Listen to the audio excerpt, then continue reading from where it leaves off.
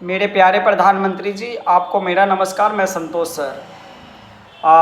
जैसे कि आपने अब तक हमारे देश के लिए आपने सबसे लंबे समय तक शासन करने वाले यानी प्रधानमंत्री के पद पे बैठने वाले आप बन चुके हैं, यानी लंबे समय तक आपने किया है।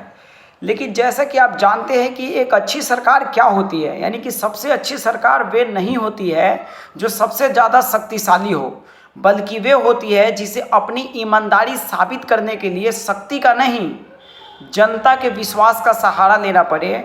जब कानून व्यक्ति से बड़ा हो जाए तभी राष्ट्र महान बनता है। जो सपना आपने 2047 तक भारत को एक विकसित भारत बनाने के लिए आपने देखा है या हम सब ने देखा है, और आई होप कि वो ज़रूर पूरा हो, तो इसके लिए हमें सिर्फ घोषणा नहीं करना पड़ता, बल्कि घोषणा के साथ साथ ज़बरदस्त कड़ी मेहनत करना पड़ता है और साथ में एक लक्ष्य को पूरा करने के लिए एक प्रोजेक्ट बनानी पड़ती है। उस पर लगातार हमें काम करना होता है और जो हमारे समक्ष चुनौतियाँ आती है उस चुनौतियों पर भी हमें काम करना होता है। सिर्फ बात कर देने से हमारी चुनौतियाँ हल नहीं होती, चुनौतियों पे काम करने से हमारा समस्या हल होता है। तो ऐसे में हमारे सामने कौन कौन सी चुनौती है आज भी हम देखते हैं कि, यानी कि कुछ बात करें मुख्य बिंदुओं पे अगर हम बात करें तो संविधान और कानून सर्वोपरि होना चाहिए। जो आज भी हमारे देश में कानून का राज नहीं दिखता है, कहीं ना कहीं कानून के अंदर कोई ना कोई समस्या है, चाहे वो करप्शन के रूप में हो या जिस भी रूप में हो, तो वहाँ प्रॉब्लम्स है। दूसरी बात, शक्तियों का संतुलन होना बहुत ज़रूरी होता है, यानी कार्यपालिका, विधायिका, न्यायपालिका, इन सब के बीच में एक अच्छा तालमेल हो जो देश के लिए सुचारू रूप से काम करे, जनता का उस पर विश्वास हो। तो आज भी इन चीज़ों में तालमेल की कमी नज़र आता है। स्वतंत्र न्यायपालिका, हम कहने को तो कहते हैं कि हमारे देश में जितने भी न्यायालय है वो स्वतंत्र और निष्पक्ष है, लेकिन आज भी कहीं ना कहीं जो बड़े लोग हैं, जो पैसे वाले लोग हैं, जो उनको संरक्षण मिल रहा है, आज भी आप देख सकते हैं बहुत से न्यायालय के अंदर कि उस तरीके की चीज़ें नहीं हैं। तो कहीं ना कहीं स्वतंत्र न्यायपालिका नहीं है। पूर्ण पारदर्शिता की बात करें तो आज भी हमारे देश में पूरी तरह से पारदर्शिता की कमी है। और मजबूत भ्रष्टाचार विरोधी तंत्र आपको लाना चाहिए और उस पर ठोस कदम उठाना चाहिए।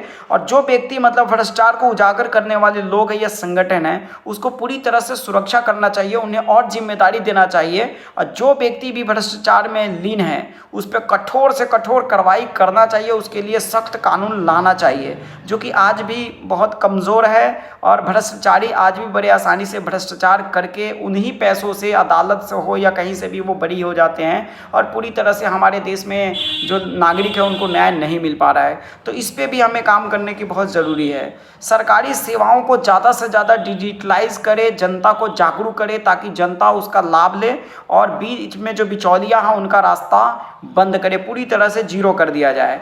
जवाबदेही की व्यवस्था आज भी कमी है, यानी हर जितने भी नेता चुने जाते हैं, जो भी प्रोजेक्ट बनाते हैं या जो भी अपने एरिया में काम करते हैं, उनका पूरी तरह से लेखा जोखा का पूरा जवाबदेही होना चाहिए, आकलन होना चाहिए। और अपने अपने पूरी जो भी प्रोजेक्ट पे जो खर्चा आता है उसका भी डिजिटलाइज होना चाहिए ताकि जनता को पूरी तरह से जानने का अधिकार और हक मिले, जो कि अभी तक नहीं है। चुनाव सुधार होना चाहिए पूरी तरह से। चुनाव में जिस तरीके से धांधली आज भी हो रहे, कहीं ना कहीं समस्याएं आ रही है, उनमें हमें सुधार करना चाहिए। नागरिक की भागीदारी होनी चाहिए, शिक्षा और नैतिकता, ये सब पे भी बात हमें होना चाहिए। समयबद्ध सेवा की गारंटी होना चाहिए, किसी भी काम को करने की एक समय लिमिट होना चाहिए, चाहे न्यायालय हो या कोई भी हो, किसी भी व्यक्ति को न्याय समय पर मिलना जरूरी है और किसी भी काम को पूर्ण करने के लिए भी समय निश्चित होना चाहिए। तो ये बहुत सारी चीज़ें हैं जहाँ पे अभी भी हमारे को काम करना है। और भारत के समक्ष तो सबसे बड़ी समस्याएं हैं, और वो समस्याएं हैं आज भी हमारे पास बेरोजगारी, गरीबी, भ्रष्टाचार, शिक्षा की गुणवत्ता।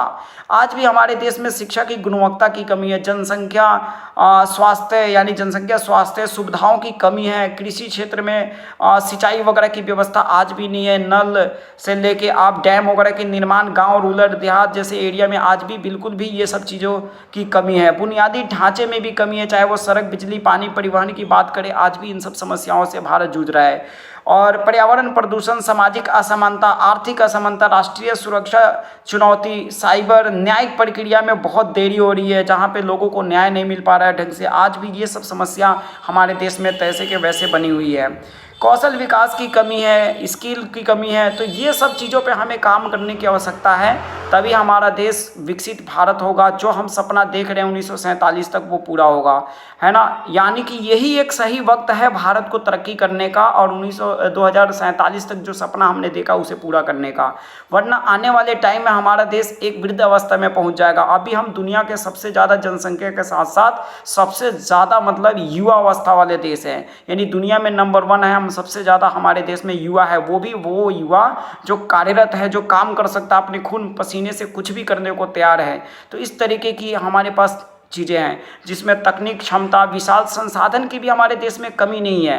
बस एक अच्छी नीयत और नीति की ज़रूरत है। एक अच्छे नीयत और नीति के साथ अगर हमारे देश में काम करें तो इन सभी चीज़ों को हम आसानी से पा सकते हैं। और जो भी चुनौतियां, उनका भी हम सामना करके अपने जो भी रास्ता देखा है, जो लक्ष्य तय किया, वो हो सकता है। पारदर्शी बुनियादी ढांचे पर विशेष ध्यान देने की आवश्यकता है। तो भारत विकसित राष्ट्र बनने के लक्ष्य को तेज़ी से प्राप्त कर सकता है। तो इन सब समस्याओं पे आप काम कीजिए। देश की तरक्की और विकास में और बहुत तेज़ी से गति की ज़रूरत है। और कई बार मैंने आपको कहा है कि हमारे देश में एक बार को अच्छे से विदेश नीति की तय करना है। आज नेपाल जैसे देश भी हमारे कंट्रोल से बाहर हो रहा है। तो ऐसे में कहीं ना कहीं हमारे विदेश नीति का जो पॉलिसी है उसमें थोड़ी सी आपको देखने की ज़रूरत है। हम बार बार चाइना को दुश्मन समझते हैं। कई बार ऐसा होता है कि चाइना हमारा दुश्मन नहीं हो सकता, चाहे तो हम उसको एक अच्छे पड़ोसी बना सकते हैं। और अगर अमेरिका जैसे देश अगर हम पे दबाव बना रहे हैं या किसी भी प्रकार की हमें थोड़ी सी भी प्रॉब्लम हो रही है, तो हमारे पास चाइना, रसिया और भारत अगर चाहे तो ये विश्व के सबसे तगड़ी दोस्त के साथ साथ एक पूरी वर्ल्ड पावर को भी चेंज कर सकता है। तो हमें बहुत अच्छे से इस पे भी बात करने की ज़रूरत है। और जो व्यक्ति जहाँ होता है वहाँ ज़्यादा पता होता है।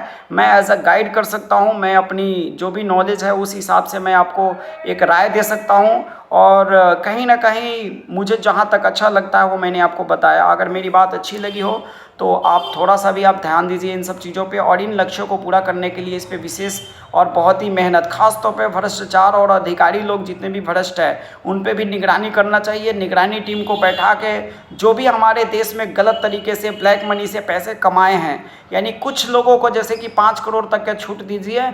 और जितने भी हमारे देश में लूट के, करप्ट करके हमारे देश में जितने भी पैसे बनाए हैं उन सब पर रेड कीजिए, उनकी जानकारी यानी जांच कीजिए अच्छे तरीके से, ताकि हम अपने देश को सही तरीके से आर्थिक स्थिति को मजबूत करें और आर्थिक बैलेंस बनाया जाए।